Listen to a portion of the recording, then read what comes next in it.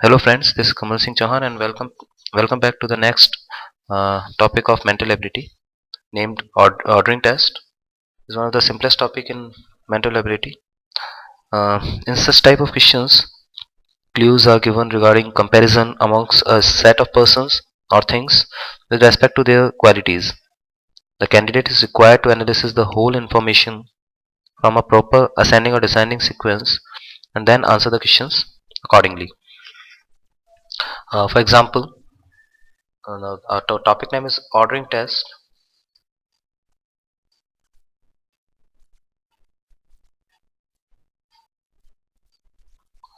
Let's start with some examples. Our first example is A is shorter than B but much taller than E.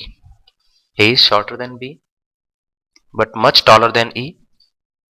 C is the tallest and D is the shorter than A and taller than E. Now, according to the given information, we have to find out which one is the shortest. So, just listen carefully again the complete statement. The first statement is A is shorter than B. Now, if A is shorter than B, now we are having a different method to solve these type of questions. For example, we can write because A is shorter than B, so we can write that A is shorter than B, but much taller than E. So A, who is shorter than B, much taller than E. A second statement is C is the tallest. So C is the tallest and D is shorter than A. D is shorter than A. Now we are having different position of D. Either the D is shorter than E or equal to E or um, greater than E but taller than E but shorter than A. So we are having three different position of D. Less than A, equivalent to E and less than E. Now the next question is which one is the shortest? C is the tallest. D is shorter than A but this is given that taller than E. Taller than E means the position of D is he is taller than E but shorter than A. So D is between A and E, and because C is the tallest, so the right arrangement is E is the tallest followed by D, A, E is the shortest and followed by D, A, B and C. So C is the tallest person in that queue. Now the next question is, second example is A is richer than B.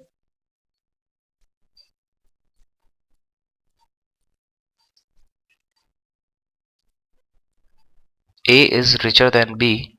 C is richer than A.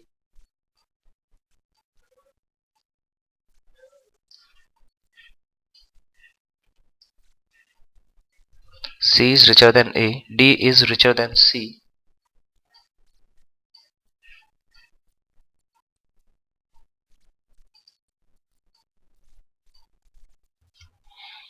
And E is the richest of all.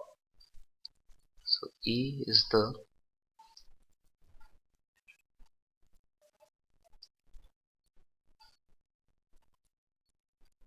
of all.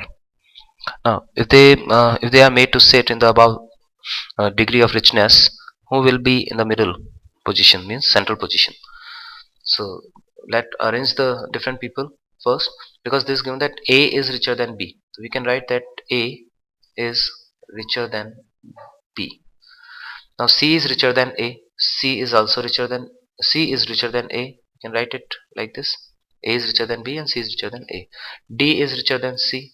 So D is richer than C. And finally E is the richest of all. So E is the topmost person in terms of richness. And if we arrange the following person according to their sequences, we can easily find that the person who is exactly in between or who is in the middle of the row is C. So answer of the question is C. Again some statements are given. Example 3.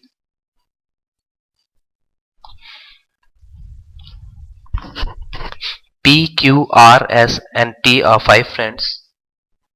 The first statement is P, Q, R, S, and T. P, Q, R, S, and T are 5 friends. The second statement is Q is elder to T. Q is elder to T. Third statement is R is younger to P. R is younger to P. Fourth statement is P is younger to T.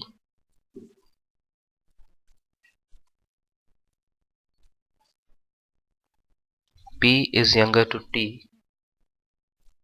And finally, the fifth statement is S is elder to P.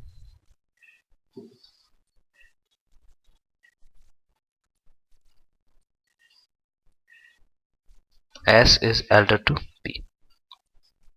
Now, first we have to arrange these people according to the given conditions, and then we have to solve the questions uh, given below. For example, the first question: who among the following is eldest?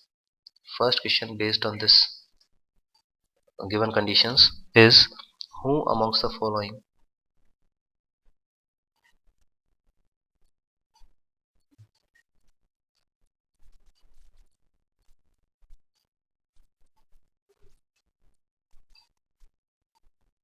who amongst the following is the eldest?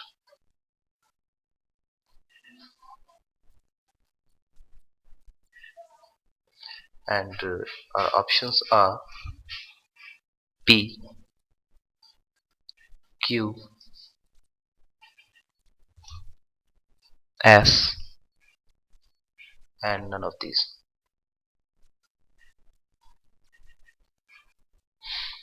So who amongst the following is eldest? To find the answer of this question, first we have to solve the given puzzle. For example, uh, the first statement, which is P, Q, R, S, T, and 5 friend. I don't think that this statement is necessary to draw the figure. Now the second question is Q is elder to T. Q is elder to T. We can also solve the questions by this method also. We can write the eldest person at the top of the column and the youngest person at the bottom of the column. So Q is elder to T, we can write Q here, and because Q is elder to T, so T is followed by Q. R is younger to P. Now because R is younger to P, so P is elder to R. We can also write P and R in this way. So Q is elder to T and R is younger to P. Now P is younger to T.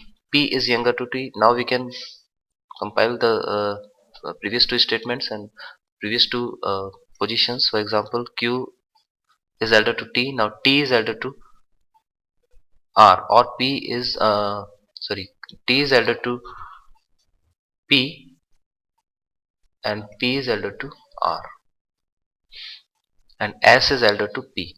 Now S is elder to P. Now S is elder to P. So maybe S is elder to P but younger to T, or equivalent to T, or uh, elder to T but younger to Q, or equivalent to Q, or S can be eldest also. Now the position of S is not fixed. It's vary from uh, P to Q. Uh, S can be eldest, so we can't say that which person is eldest because the position of S is not clear. Now what is the question? Question is who amongst the following is eldest? So neither P, Q nor S is the eldest. So our answer is none of these or data inadequate. We cannot find that who is the eldest. Now the next question is who among the following is youngest? Who among the following is youngest? So the next question is who among the following is youngest?